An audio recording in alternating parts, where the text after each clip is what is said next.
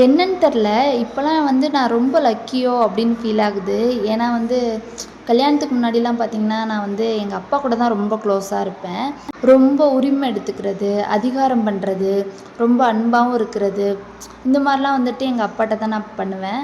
எங்க அப்பாவுமே பார்த்தீங்கன்னா, நான் வந்து எவ்வளோ பெரிய பிள்ளையானாலும் சரி, அவங்களுக்கு வந்து நான் சின்ன பிள்ளை மாரி தான் தெரிஞ்சிருப்பேன் போல.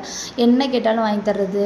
ஒரு நாள் வீட்ல சும்மா ரேண்டமா நான் பெயிண்டிங் பண்ண போறப்பா அப்படின்னு சொன்னேன்.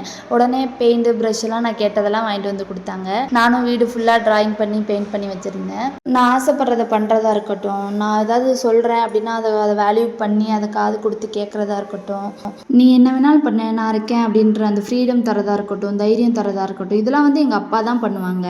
நானா என்னோட கேரக்டர் இதுதான் அப்படின்னு சொல்லிட்டு இதுக்கு முன்னாடி எங்க அப்பா கிட்ட இருந்தேன். இப்போ என் ஹஸ்பண்ட் கிட்ட நான் இருக்கிறேன்.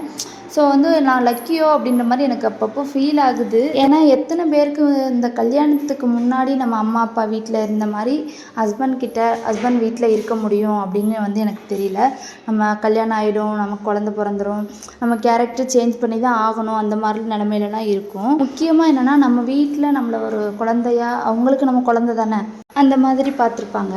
ஆனால் நம்ம ஹஸ்பண்ட் வீட்டில் பார்த்திங்கன்னா நம்மளை ஒரு மெச்சூர்டான பொண்ணா, எல்லா விவரம் தெரியும் அந்த மாதிரி பார்ப்பாங்க. ஸோ அப்படி பார்க்கும்போது நமக்கு பரவாயில்ல அப்படின்ற மாதிரி இருக்குது. ஏன்னா நான் எங்கள் வீட்டில் இருந்த மாதிரி இப்போ வந்து எங்கள் அப்பா கிட்ட நான் எப்படி இருப்பேனோ அந்த மாதிரி எல்லாத்தையும் இருக்க முடியலனாலும் என் ஹஸ்பண்ட் கிட்ட நான் அப்படி இருக்கிறேன். அவங்களுமே என்னோடய அப்பா மாதிரியே வந்துட்டு என்னோடய ஃபீலிங்ஸ் புரிஞ்சுக்கிறது, என்னோடய ஐடியாஸை வந்து காது கொடுத்து வேல்யூ பண்ணுறது. என் ஹஸ்பண்டோட ரிலேட்டிவ்ஸ்லாம் கூட சொன்னாங்க, சிட்டியிலேயே வந்துட்டு வீடு வாங்கியிருக்காங்க அந்த மாதிரி.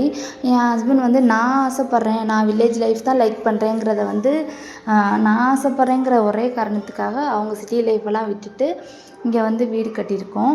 ஸோ இதெல்லாம் பார்க்கும்போது நம்ம ரொம்ப லக்கி தான்ப்பா அப்படின்ற மாதிரி வந்து ஹாப்பியாக இருக்குது.